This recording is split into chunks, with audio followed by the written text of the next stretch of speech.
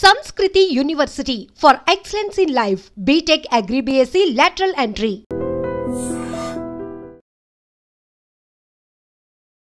గుజరాత్ వడోదరాలో మహీసాగర్ నదిపై ఒక్కసారిగా గంభీర్ బ్రిడ్జ్ కుప్పకూలిపోవడంతో దానిపై ప్రయాణిస్తున్నటువంటి 4 వాహనాలు కూడా నదిలో పడిపోయాయి. అయితే అందులో ప్రయాణిస్తున్నటువంటి ప్రయాణికులు ఇప్పటికే ఈ ప్రమాదం వల్ల 8 మంది వరకు మృతి చెందినట్లు తెలుస్తోంది. మరొక వ్యక్తి అయితే సహాయం చేయండి అంటూ ఆర్తనాదాలు పెడుతున్న దృశ్యాలు ప్రతి ఒక్కరిని కలవరపాటుకు గురి చేస్తున్నాయి. అయితే వాహనాలతో పాటు అమాంతంగా ఒక్కసారిగా ఆ బ్రిడ్జ్ కూలిపోవడంతో నదిలో పడిపోయినటువంటి వారి కోసం సహాయక చర్యలు ముమ్మరంగా కొనసాగుతున్నాయి. రెస్క్యూ ఆపరేషన్ అయితే కొనసాగుతుంది. అందులో ఎంతమంది పడిపోయారో వారి కోసం ఇప్పటిని వారిని ప్రాణాలతో బయటపడేయాలనే ఉద్దేశంతో, వారిని ప్రాణాలతో రక్షించాలనే ఉద్దేశంతో మాత్రం ముమ్మరమైన గాలింపు చర్యలు కూడా కొనసాగుతున్నాయి. ఇప్పటికే కొంతమందిని రక్షించినటువంటి రెస్క్యూ టీం ఆసుపత్రికి కూడా తరలించడం కూడా జరిగింది. ఒక్కసారి చూస్తే మనం గుజరాత్లో 2022లో జరిగినటువంటి ఇలా వంతెన కూలిపోయినటువంటి ప్రమాదం మర్చిపోకముందే మళ్ళీ ఇప్పుడు ఇక్కడ గంభీర్ బ్రిడ్జ్ ఒక్కసారిగా కుప్పకూలిపోవడంతో ప్రజలైతే తీవ్ర భయాందోళనకు గురవుతున్నారు. ఎటువైపు ఎలా ప్రయాణం చేయాలో కూడా అర్థం కాని పరిస్థితి నెలకొంది అంటున్నారు. ఎందుకంటే ప్రయాణం ప్రమాదంగా మారటం అంటే ఇదేనేమో. తరచుగా మనం రోడ్డు ప్రమాదాలు చూస్తూ ఉంటాం. బట్ ఈ మధ్య కాలంలో మనం ఆకాశంలో జరుగుతున్న ప్రమాదాలు కూడా చూస్తున్నాం. ఎందుకంటే ప్లేన్ క్రాషెస్ కావచ్చు, ఇప్పుడు వంతెనలు ఒక్కసారిగా కుప్పకూలిపోతున్నాయి.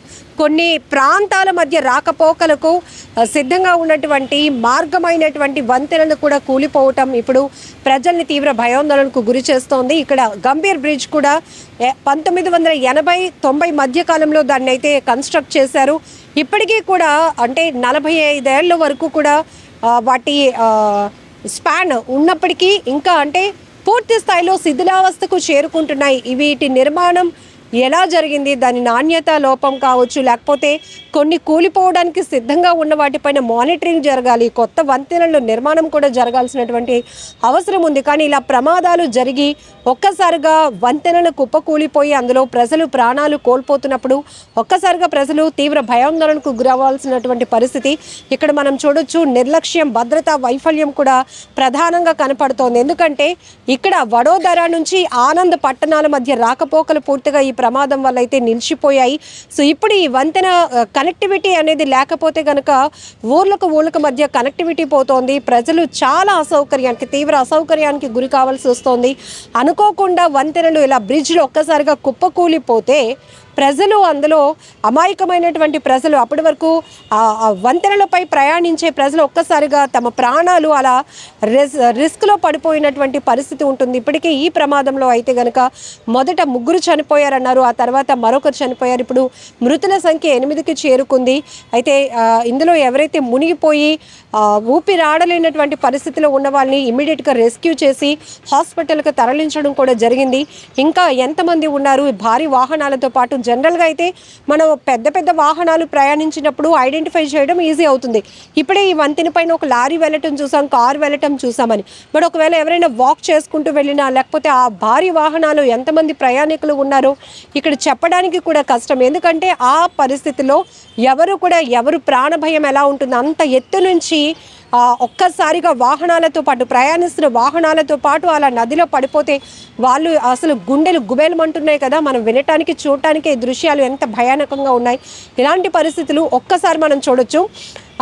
సీజన్స్లో కొన్ని అకాల వర్షాల వల్ల కూడా మనకి ఫ్లాష్ ఫ్లడ్స్ వస్తున్నాయి, అకాల వర్షాలు వస్తున్నాయి, భారీ వరదలు వస్తున్నాయి. వీటి వల్ల కూడా కొన్ని చోట్ల అప్పటికే శిథిలావస్థలో ఉన్నటువంటి పరిస్థితిలో ఉన్న వంతెనలు, బ్రిడ్జ్లు ఇలాంటివన్నీ కూలిపోతూ ఉన్నాయి. కొండ చర్యలు విరిగిపడి ఎంత ప్రాణ నష్టం జరుగుతుందో, ఇల్లులు కూడా, వంతెనలు, పెద్ద భవంతులు కూడా నేల కొరిగిపోతూ ఉన్నాయి. భారీ వృక్షాలు కూడా విరిగి నేల కొరిగిపోతున్నటువంటి పరిస్థితులు మనం చూస్తున్నాం. ఇదంతా ప్రకృతి మనకి నష్టాన్ని కలిగిస్తుంది అనుకుంటున్నామేమో, కానీ బట్ ప్రకృతిని మనిషి నాశనం చేస్తూ ఉండటం వల్ల జరుగుతున్న వైఫల్యాలు, ఇలాంటి భయానక దృశ్యాలు అని ఇప్పటికే పెద్ద ఎత్తున విశ్లేషకులు చెప్తున్నారు. అందుకే పర్యావరణాన్ని మనం కాపాడుకుంటూ ఉంటే ప్రకృతి మనల్ని కాపాడుతూ ఉంటుంది అనేది ప్రతి ఒక్కరూ ఇంకా పూర్తిగా అర్థం చేసుకోలేని పరిస్థితిలోనే మనం ఎన్నో ప్రమాదాలు చూడాల్సి వస్తోంది. ప్లేన్ క్రాష్లు, రైలు ప్రమాదాలు జరుగుతున్నాయి, రోడ్ యాక్సిడెంట్లు పెరుగుతున్నాయి. అనుకోకుండా ఇప్పుడు ఇలాంటి వంతెనలు కూలిపోవటం ఇలాంటివి చూస్తున్నాం. పెద్ద పెద్ద భవంతులు నేల కొరిగిపోతున్నాయి. ఇవన్నీ కూడా చూస్తుంటే ఎంతో ఎంతో వందల సంఖ్యలో ప్రాణ నష్టం జరుగుతున్నటువంటి దృశ్యాలు ప్రతి ఒక్కరిని తీవ్రంగా కలిచివేస్తున్నాయని చెప్పాలి. అసలు ఏం జరుగుతోంది ఏంటి, ఇవన్నీ మనకు ఒక హెచ్చరిక లాంటివా అని అనిపిస్తోంది. ఇక్కడ కూడా మనం చూడొచ్చు, చాలా వాటిపైన ఒక మానిటరింగ్ సిస్టమ్ ఉండాలి. భవంతులు కావచ్చు, పురాతన నిర్మాణాలు, కట్టడాలు ఏవైతే ఉన్నాయో వాటిపైన నిరంతరం పర్యవేక్షణ కూడా అవసరం. వాటికి ప్రతి కన్స్ట్రక్షన్కి, ప్రతి కట్టడానికి కొన్ని ఇయర్స్ అంటూ ఉంటుంది. సో వాటిని మనం మానిటరింగ్ చేయకపోతే కనుక పెద్ద ప్రమాదాలే జరుగుతాయి, పెద్ద సంఖ్యలో ప్రాణాలు పోవడానికి కూడా అవకాశం ఉంటుంది. సో ఇక్కడ కూడా ఇలాంటి బ్రిడ్జెస్ చాలానే ఉన్నాయి. నాట్ ఓన్లీ గుజరాత్లో ఎక్కువగా మనం చూడొచ్చు ఇలాంటి వంతెనలు కూలిపోయిన ప్రమాదాలు చూస్తున్నాం. సో ఇతర ప్రాంతాల్లో, ఇతర రాష్ట్రాల్లో, ఇతర జిల్లాల్లో కావచ్చు, ఏజెన్సీల్లో కావచ్చు, సో ఏవైతే ఇవి కుప్ప కూలిపోవడానికి సిద్ధంగా ఉన్న వాటిని గుర్తించి ఇమీడియట్గా అక్కడ యాక్షన్ తీసుకోవాలి. కొత్త నిర్మాణాలు అనేవి చేపడితే కనుక ప్రజలు ఎలాంటి అసౌకర్యానికి గురికారు, ప్రాణ నష్టం జరగదు, ఆస్తి నష్టం జరగదు. కానీ అలాంటి మానిటరింగ్ సిస్టంలో ఒక భద్రతా వైఫల్యాలు, నిర్లక్ష్యం కొట్టొచ్చినట్టు కనపడుతూ ఉండటం వల్ల ఇలా అమాయకుల ప్రాణాలు పోతున్నాయి. ఒక రకంగా చెప్పాలంటే ప్రయాణం కాస్త ప్రమాదంగా మారి ఇప్పుడు 8 మంది ప్రాణాలు కోల్పోయినటువంటి దుర్ఘటన ఈ బ్రిడ్జ్ వంతెన కూలిపోవడం వల్ల జరిగిందని చెప్పొచ్చు. ఇప్పటికీ స్టిల్ అక్కడ రెస్క్యూ ఆపరేషన్ కొనసాగుతోంది. పెద్ద ఎత్తున పోలీస్, ఫైర్ డిపార్ట్మెంట్, స్థానికులు మొత్తం అందరూ కూడా ఒక టీమ్గా ఫామ్ అయ్యి రెస్క్యూ ఆపరేషన్ కంటిన్యూ చేస్తున్నారు. సో కొంతమందిని అయితే ప్రాణాలతో రక్షించి సహాయక చర్యలు అందించే దిశగా వెళ్తుంటే ఇంకా మృతుల సంఖ్య పెరుగుతుందా అనే ఒక భయం కూడా ప్రతి ఒక్కరిని వెంటాడుతోంది. ఏదేమైనా ఇలాంటి ఘోరమైన ప్రమాదాలు ఒక కనువిప్పు కావాలి. మళ్ళీ పునరావృతం కాకుండా ఉండాలంటే ఎలాంటి పటిష్టమైన చర్యలు తీసుకోవాలో అన్ని శాఖలు సమన్వయంతో దీనిపైన ఒక స్టడీ చేసి ఒక సొల్యూషన్ తీసుకురావాల్సిన అవసరం ఉందని కూడా పెద్ద ఎత్తున ప్రజల నుంచి డిమాండ్ వినపడుతోంది.